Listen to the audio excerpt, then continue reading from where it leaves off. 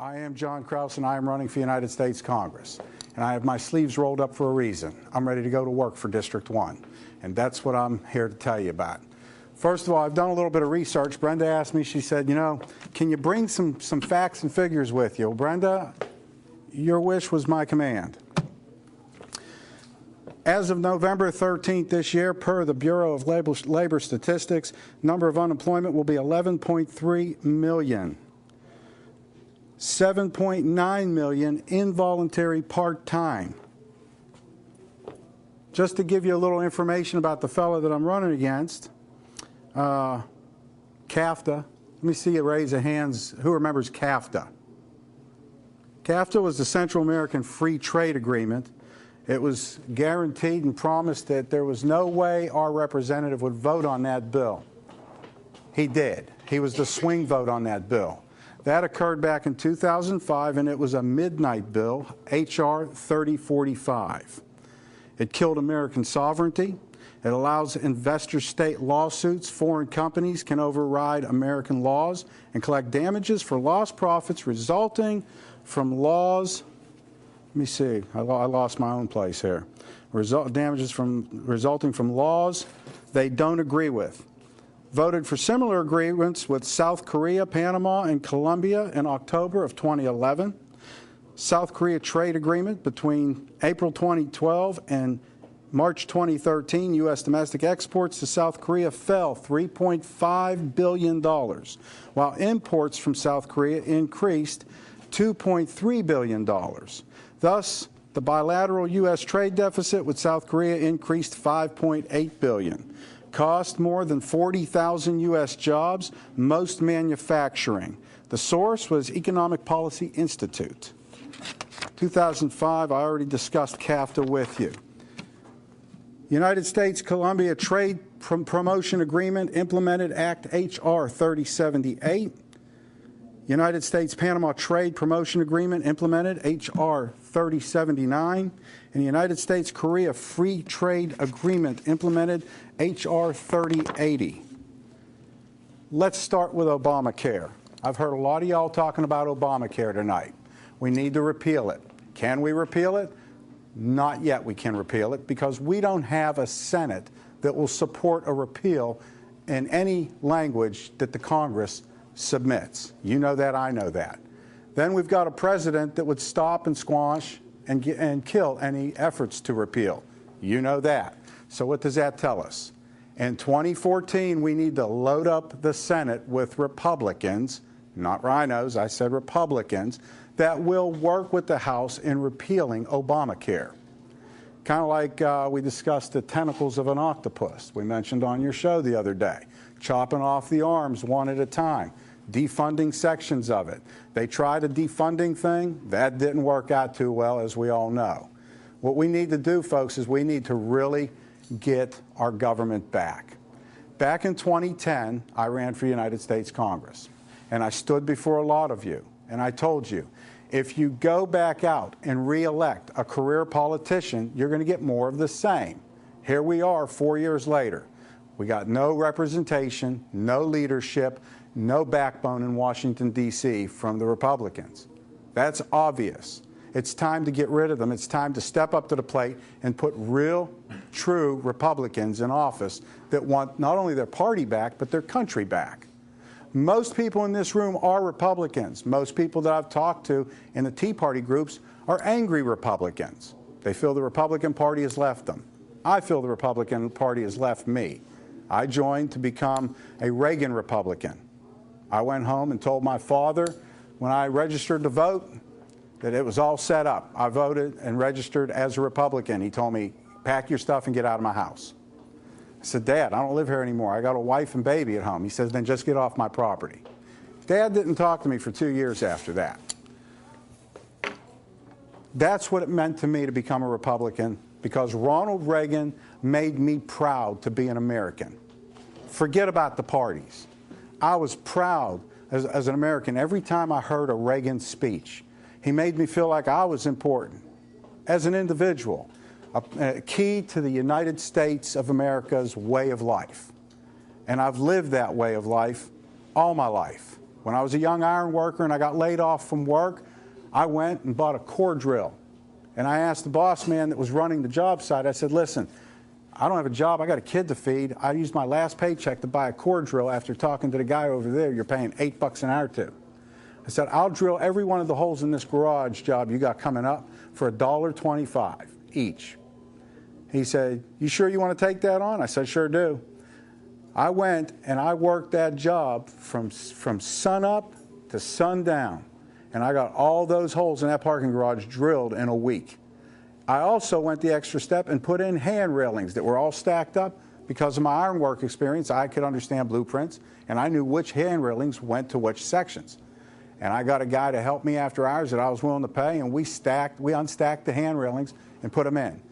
That, folks, is the American way. I didn't have a job. I created one for myself. I had a lady call me today. She was asking me if I'm hiring. No, I'm not hiring in this economy because, 1, the economy, 2, Obamacare, 3, taxation for small businesses to have employees is a penalty nowadays. And she says, well, I don't know what to do. And I asked her, I said, well, what's your background? She says, well, I was a paralegal for 5 years. I said, well, then you've got the makings of making your own job. She said, what do you mean? I says, for about $200, you get a business license, get business cards printed up, and you go around and fill up your gas tank a couple of times. You run an ad in the Thrifty Nickel. Paralegal, subcontract. I'll do your overflow work that your staff can't handle. Second of all, go out and get yourself a notary seal.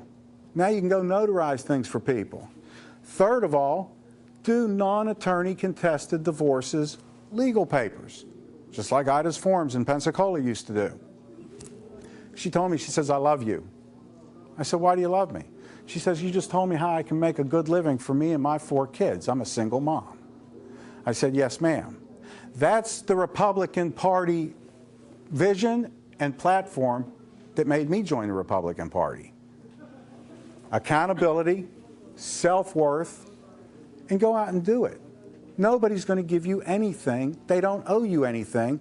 My God, the country doesn't owe you anything. The government definitely doesn't owe you anything. There's nowhere in the Constitution, although current powers that may be will have you think that the government owes everybody something. They do not.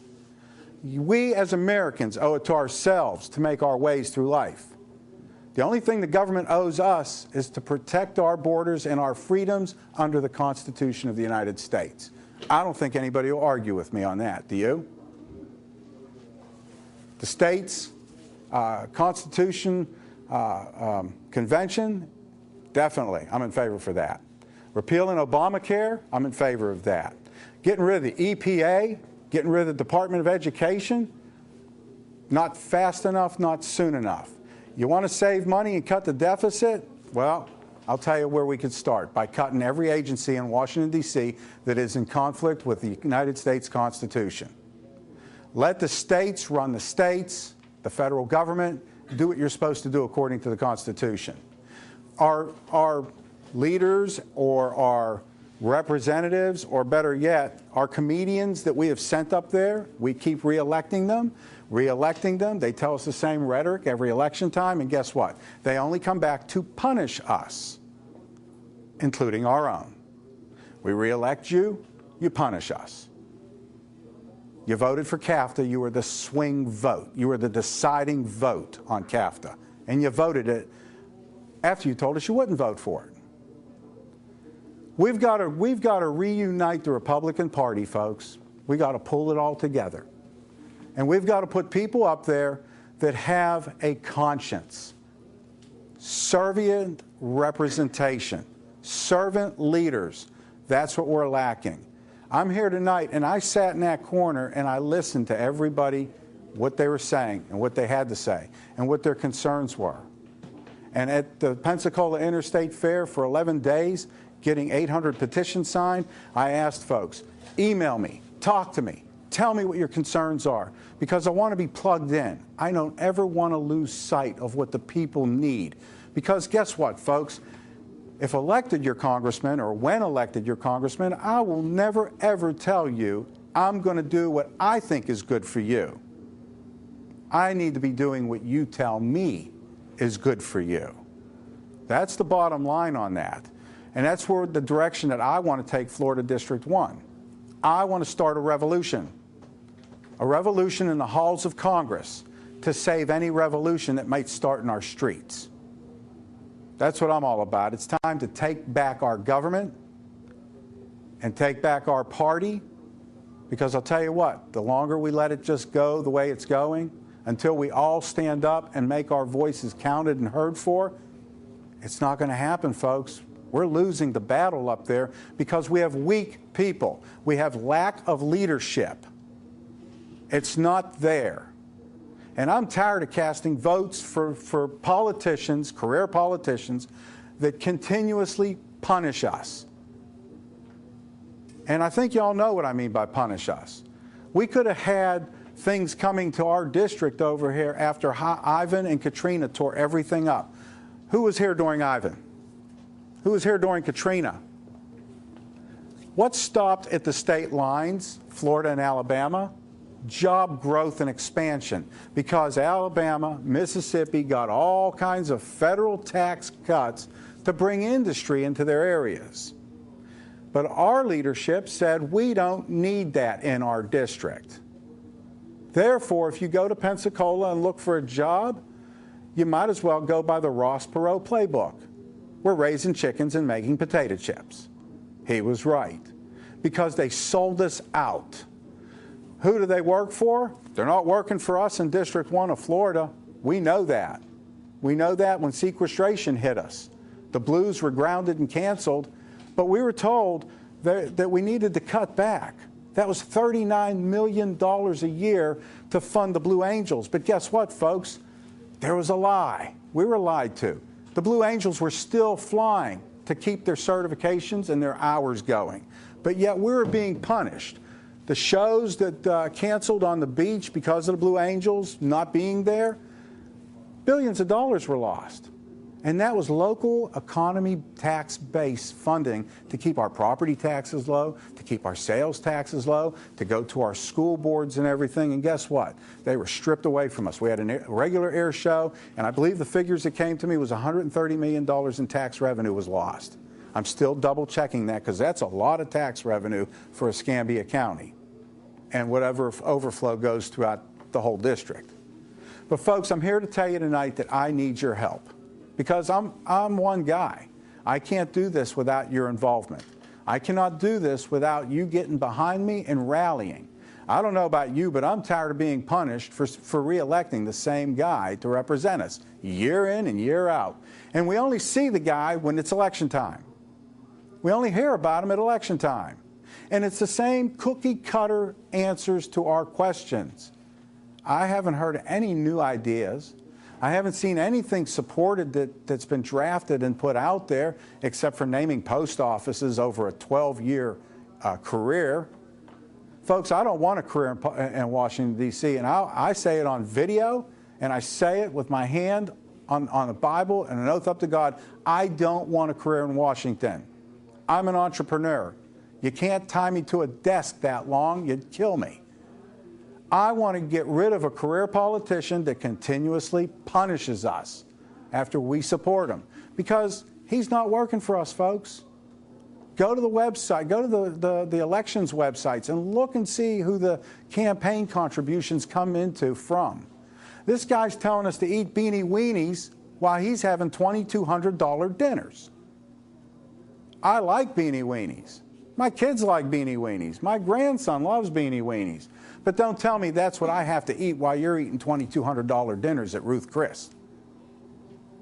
You're going to cut back like we're going to cut back, and Congress needs to cut back, and I'm willing to go to Washington and live the example and show them how to cut back. I'm in favor for bringing home the politicians. They shouldn't be living up there. That group endorsed me back in 2010, if you remember that, Brenda. It was bring home the politicians. We should be working out of our local districts where you can knock on my door and say, Representative, Congressman, whoever, John, we have a major problem, and this is what's coming up. Our county commissioners should be able to go to their congressman and say, look, we need infrastructure redeveloped that's responsibility of the federal government, federal highways, whatnot, railroads, the ports. But guess what? They can't get access. You know what they're told? We all have to tighten our belts. Really? We don't see Washington tighten their belts, but you're telling us that we have to tighten our belts. When will you stop punishing us? When will you stop stealing from us? Obamacare is going to steal this nation to bankruptcy.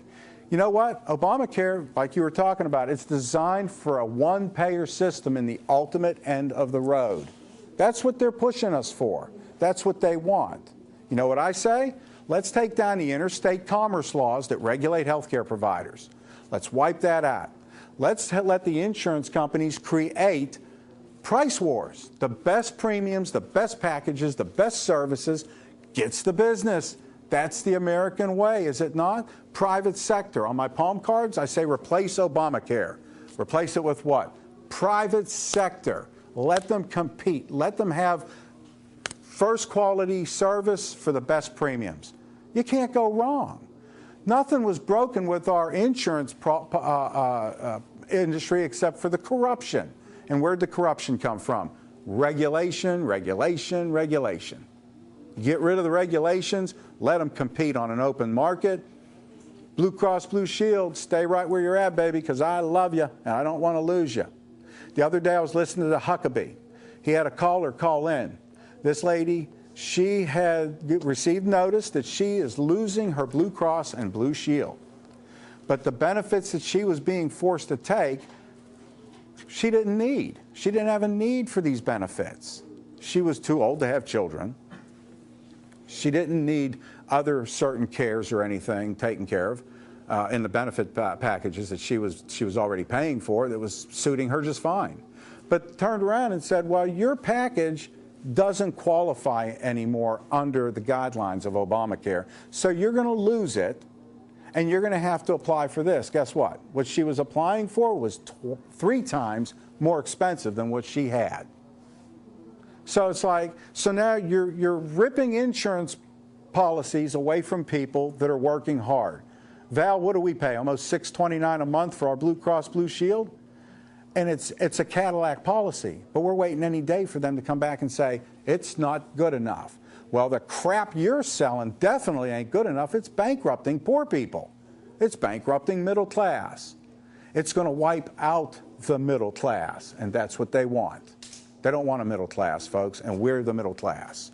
You know, I'm not afraid to speak about things that other people are afraid to speak of. Let's go into another topic. We covered Obamacare, repeal it, defund it, call it fraud. Like I said on the radio the other day, if it smells like a duck, walks like a duck, quacks like a duck, it must be a duck. Get rid of it, okay? Next thing we got is, here we go, gun rights. Who all owns guns? Come on. I know. Come, Steve, you own guns. You're not admitting to all them assault rifles and everything you have. You were in law enforcement all those years. I have several buddies that were in law enforcement. They're retired. They have closets filled with assault guns and ammunition because they'll tell you right out that there's going to be a civil unrest that hits this country. We don't have enough people in the streets to defend the citizens. Where's it coming from? Government. Why? Because they want to take our guns. And I'm going to tell you what, this is how I know they want to take our guns. Gun registration. What's it for? Why do we have to register a gun? I don't see that in the Second Amendment. Do you?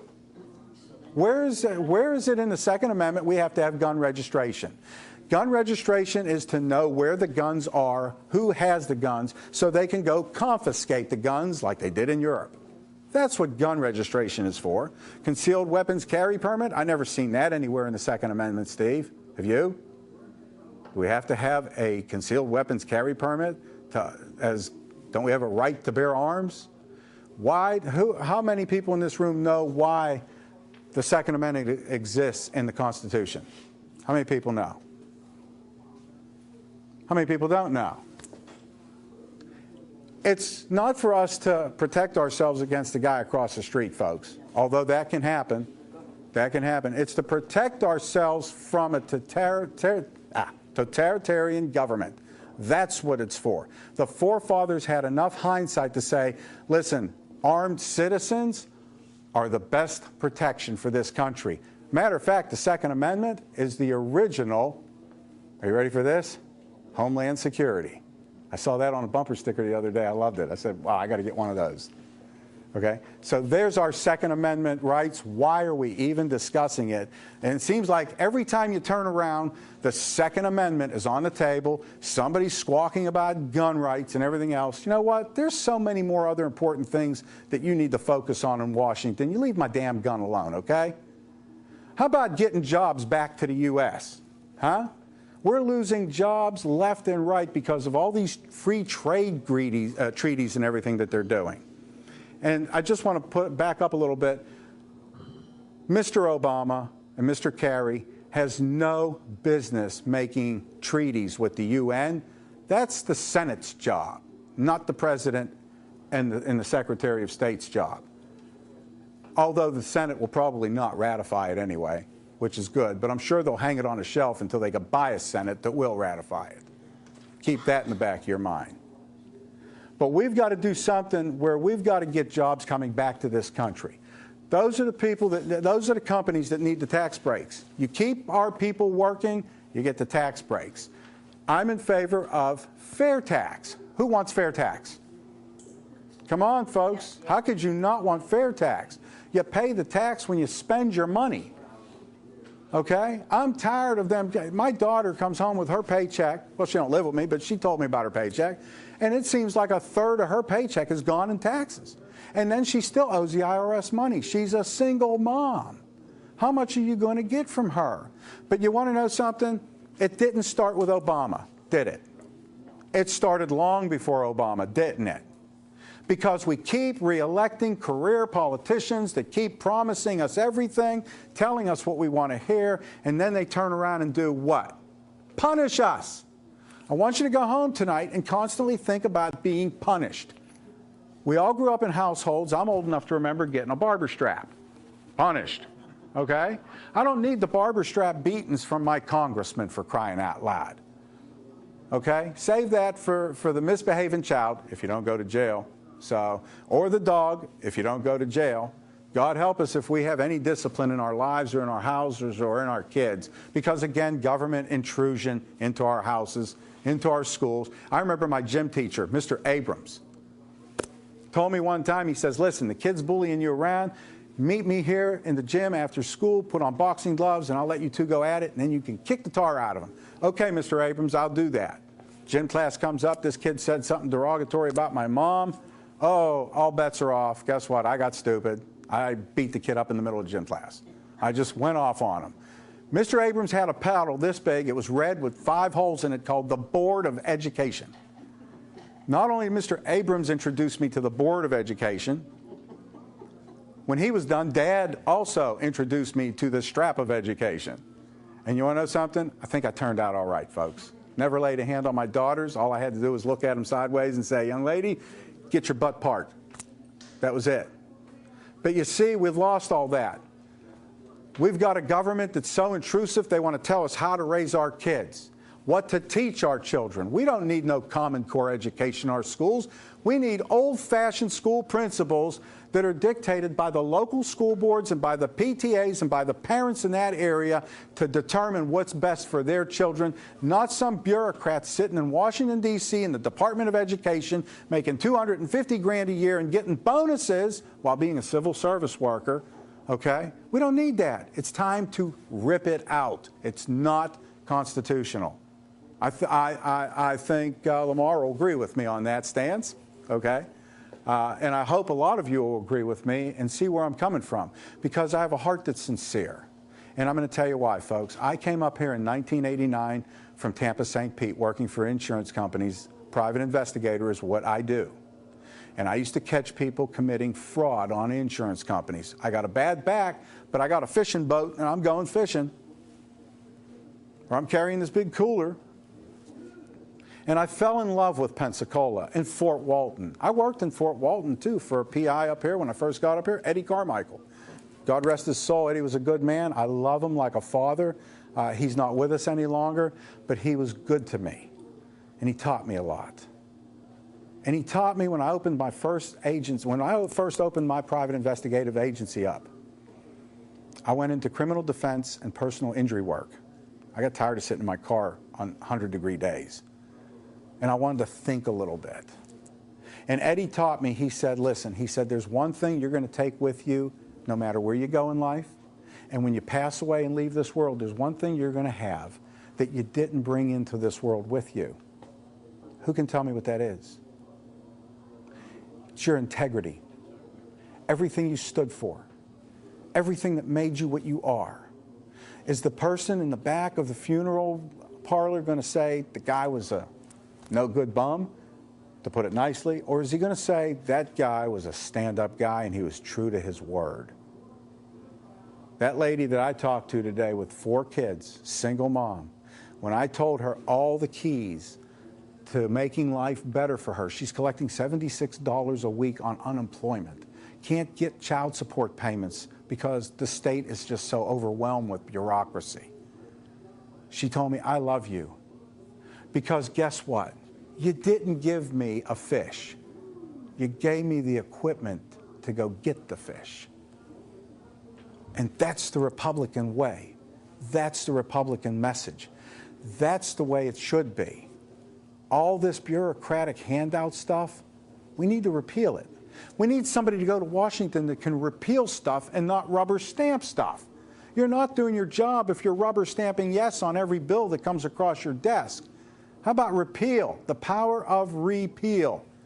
That's, you know, you go to Washington, you go to any representative job, and you're supposed to be just as responsible to the people to repeal stuff that's bad for them as you are to pass laws or whatever to protect them. They've lost sight of that because they're career politicians. I'm here to tell you tonight that their seat is more important than us and our welfare down here. Their seat is so important that they will lie to us, cheat us, and everything else to keep that seat because it's more important than what we need in District 1 of Florida. And I've had enough of it. We've watched all the civilian jobs leave the bases, and they blame BRAC. Okay, BRAC realigns everything. Anybody that was in the military, worked on the bases, knows and understands BRAC. Why weren't you fighting for somebody else to come in behind who left and take it over and keep the jobs here? My son, my ex-son, well, I get it confused because he was my son-in-law. They're divorced, but he's still a son to me. We stay in touch with him.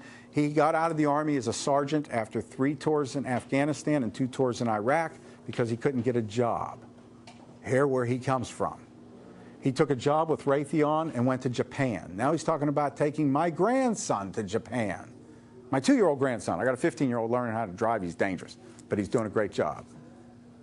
So it's like, when are we going to be able to say our kids can go to college here, graduate here, and have careers here? Instead of going to Japan and threatening to take the family with them, where we can't watch them grow up. You know, I want to grow old watching my kids grow old so I can taunt them and aggravate them. Wouldn't you? Next thing I want to touch on, the gun, I got started on everything, the gun rights, you know, leave my guns alone. Immigration. Who has issues with immigration? Immigration is something we need to really, really focus on because we got Obamacare working to break us, but guess what else is going to break us? All the illegals coming into the country that's going to get Obamacare. It's going to wipe us out. We can't take care of the world. We can't take care of ourselves. We give billions of dollars away to other countries. $400 billion to Egypt, I believe, for 2 factions fighting that both hate us. We gave them warplanes, jet fighter planes, that was billions of dollars. And they spit at us. But you want to know something? We can take the World War II Veterans Memorial and put a chain link fence around it and shut it down from our veterans that gave blood and life and family for freedom in this country. But we can't put a chain link fence on our borders to protect our citizens that are being killed on the border, on their ranches and everything.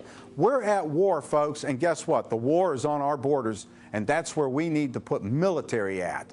We need to strengthen our military. We need a strong military. Here we go, folks. You got me on a roll. See, Steve, you started me up, didn't you? You cranked up my rubber band. We need a strong military. How do you keep peace? By strength. Ronald Reagan believed that. We need a good, strong economy. How do you do that? Get the darn jobs back here. Give the jobs tax incentives to keep them here. Give them fair tax.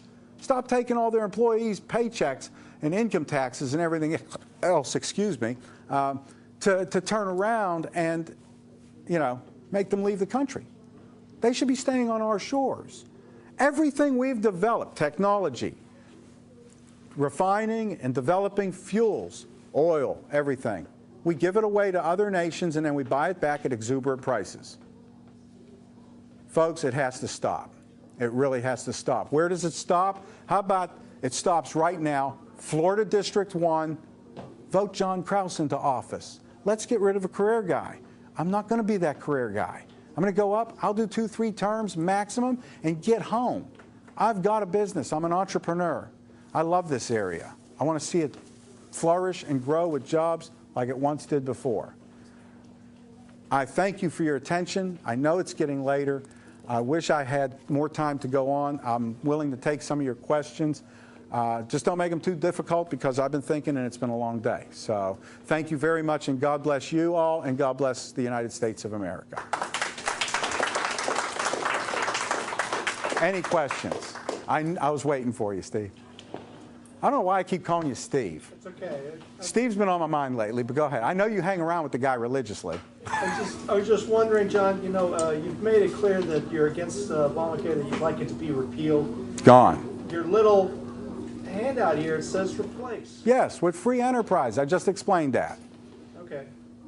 Just wondering. Yes. It's not clear when you look at Yeah. this. When I see replace, I know. I think Mitt Romney and Browning and all those. Do you know that's why to me, that's why Mitt lost the election, because for 2 years we heard repeal, repeal, repeal. And then 3 weeks before the election, we heard, well, let's use this piece and that piece and chunk it up and do this and that. He flip-flopped on us. And I'm not afraid to say that because he did. So, but no, I want to replace it with free enterprise. Take down the interstate commerce laws, let insurance companies fight over the best premiums, and get the business. Thank you. Anybody else have a question? Yes, ma'am. I don't necessarily have a question, but I have a comment. You getting riled up is getting me riled up. Is that a good thing? I'm with you all the way. Okay. And I mean, I am so disgusted. I've got family, friends. They don't know what's going on. That's right. They don't want to know what's going on. And I mean, President Obama is out to destroy our military. Yes. This is one of his goals. He wants to get rid of it. And Homeland Security is going to be his. That needs to go also. We've got all these federal law enforcement agencies. They need to get the same software, just like the veterans programs and the Veterans Administration. They need to have the same software programs to communicate with each other, because I was humiliated when I saw my congressman on Jon Stewart's show saying it's like Game Boy and Xbox trying to play on the same TV together. They don't work. Well, are we not technological smart enough to give everybody the same program, the same database? That's humiliating. That's the wrong answer. Our veterans need their benefits. And why are people, there's a guy in Pittsburgh on the Veterans Administration that got a $63,000 bonus. He's a civil service worker. Why is that? Why? There's a lady in Arizona that got a $25,000 bonus, and the system's broken and botched up, and veterans are 2 years behind in their benefits, and they're giving $80,000 in bonuses away to civil service workers. I own a business, and I can't get a bonus out of any of my clients, and they're wealthy, they're lawyers. So, but it's all broken. And it's all broken because they're in a comfort zone, and their seat is more important than their district. Any other questions? I haven't lost anybody, have I? Andy, yes. You were good yesterday, Tuesday on the radio. You had a really good question. I didn't get to finish it fully. Thanks. My next question is, I've listened to politicians for quite a while that whether they're running for Senate, they're running for Congress, or they're running for the president. Gets old. Presidency. They always say they're going to defund the EPA or the Department of Education. Some even say they're going to defund the UN. Problem is, when they get in there, they don't write any legislation and put it where their mouth is or where it was when it was campaign time. Would you actually draft up legislation? We're starting. We're starting. In case I get elected, I want to go up there and be the first rookie congressman with the biggest mouth, with the papers all over the place saying, here we go, folks, this is how easy it is, let's do it. Let's do our jobs that we're sent here to do. Yes, I've got somebody already writing it, but you know, Andy, the thing that we're facing is we're putting out press releases to educate the voters, not press releases building me up, press releases to educate the voters, and we can't get anybody to publish them. Nobody will publish them. It's like, has everybody gone spineless in this area? Are they all jellyfish? What's happening? Yes, I'm prepared. When I go to Washington, I'm already preparing, drafting bills that we could take with us, hand in arm, to say, all right, I'm ready for the first day of school. Who do I give this to? Because I'm fighting mad. I told you, I don't have time to make a career of it. I want to get up there, do the job, and get home. And I ain't living up there either. I'm going to have a cot in my office, and I'll use the gymnasium to take a shower. And I'm going to run around in blue jeans and sneakers with a shirt and tie and a jacket. Above the waist shots, guys.